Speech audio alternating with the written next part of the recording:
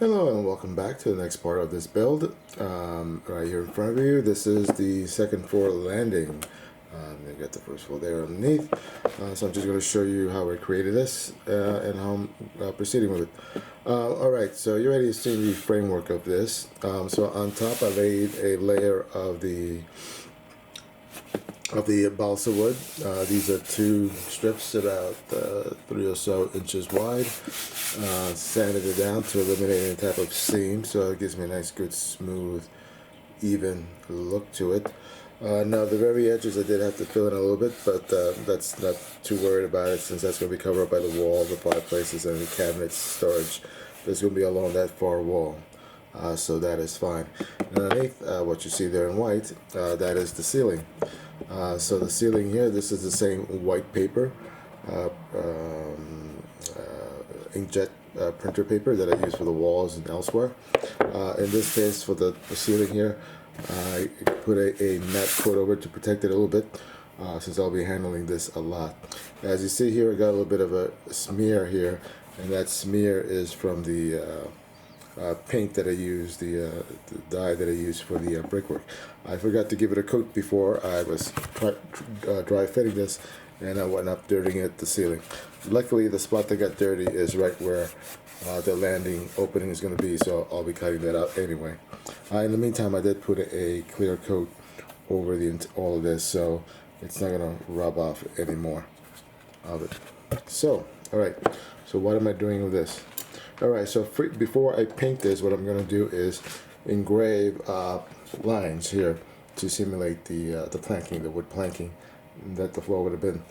So for that, what I did, same thing as the first floor, I'm using my calipers, I measure out a certain width, and then I'm going to draw a line with it.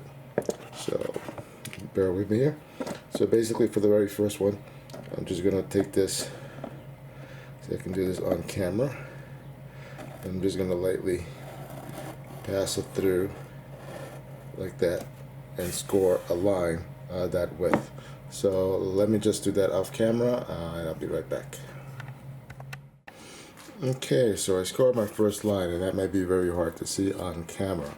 So what I do next is using a metal straight edge, I will line this up to the line that I just scored as such, and then using the other side of the calipers, I'll do the same thing. Using this as my straight edge, my guide, I will go ahead and score that line. And then after that, I'll move my ruler over to the next line and score again, and so forth, until I have everything here scored across the floor here. Alright, so I shall be back.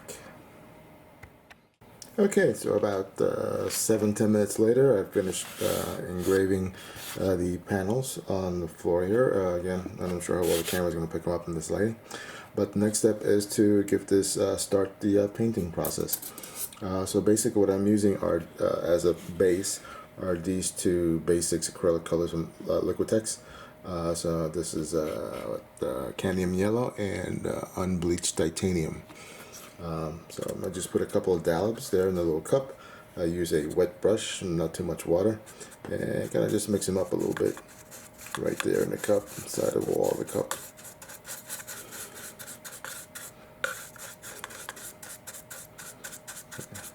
Kind of give me a light piney kind of color. And then if you want, which is what I'm going to do right now, just using a little scrap piece of the same wood, I'm just going to test it out, see how it looks. So that might be a little too yellow. So let's get a little bit more of the unbleached titanium white there mixed in.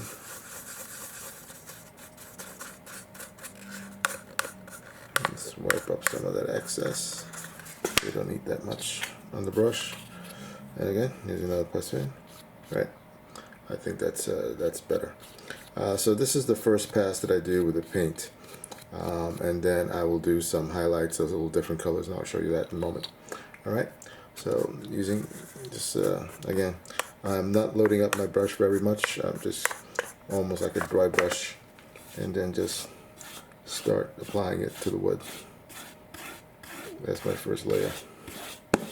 I don't want the paint to be really thick because I do want the wood grains to show up underneath. Okay.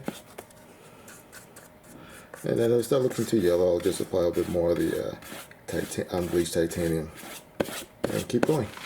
Right, and some variations from around is fine. Wood has their own natural variations as well. Alright, so I'll be back in a few minutes after I've completed this first coat. Alright, so a couple of minutes, put paint all over the floor here. Now I'm just going to let it dry, and I'll be back in a second. And here just to show you the difference between the original balsa wood and the painted floor. Alright, be back in a moment. Alright, so I'll let this dry for a few minutes, and my next thing is to take a little bit of this burnt umber, same thing from the Basics Liquitex range, and just a little tiny little dab. You see here at the edge of the cup, and again using a wet brush, just taking a little tiny amount of this. And all I want to do is just create some random streaks here and there.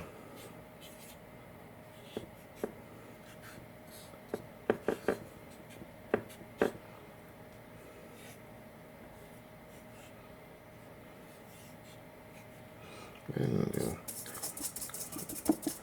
clean off that brush.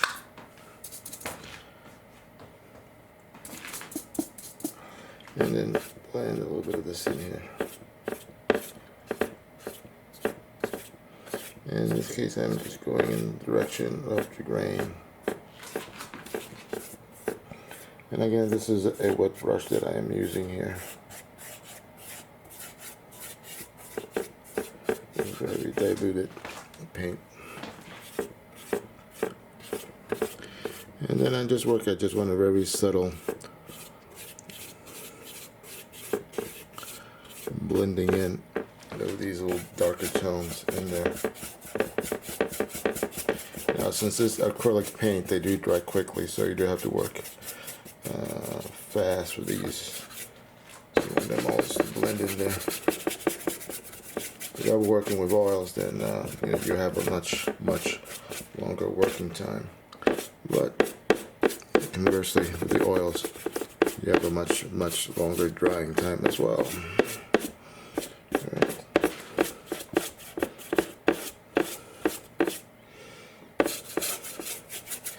And again, just going for overall effect. This is another round of painting that I will do,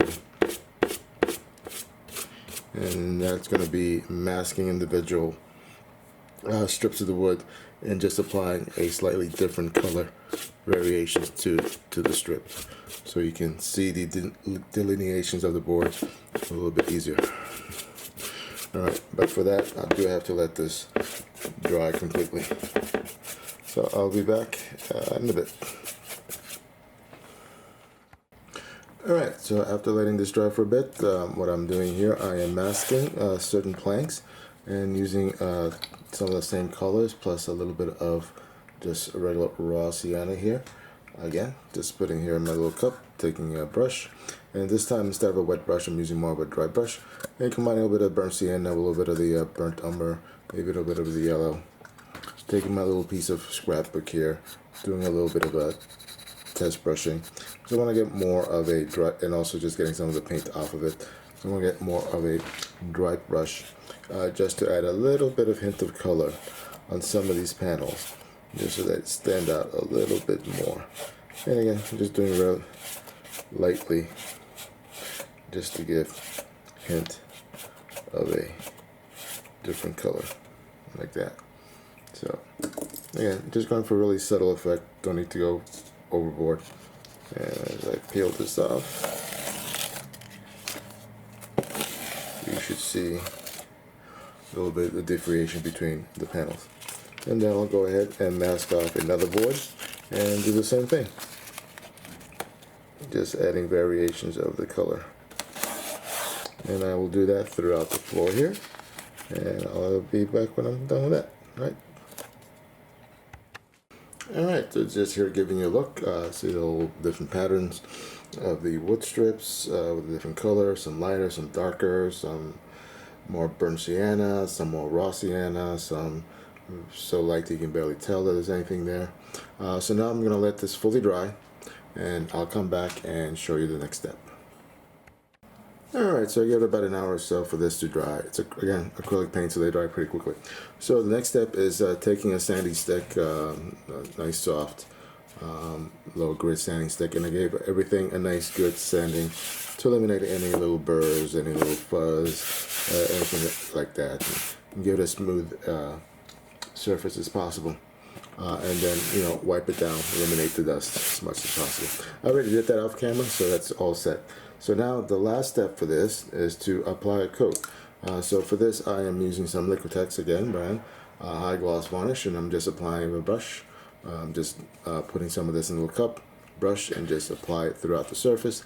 Let it dry, put another coat, let it dry, see how I like, and maybe put on a third coat. So I'll be doing that off camera. I'll be done. I'll be back once all that's completed.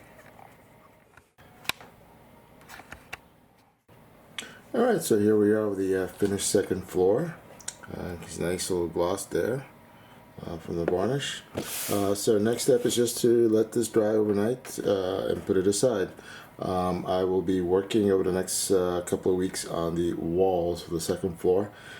Same procedure as I did for the first floor, using those two molds, the full wall and the pier mold, you know, using them to form the windows. They're going to be around here, and I'll be using 2 layers and sandwich them together and build the wall. So anyway, so no need to do that on camera. It's just the same thing as I did on the first floor. So I'll do that offline over the next couple of weeks, as I mentioned, and I'll be back with an update at that point. All right, thank you all for watching. Take care, stay healthy.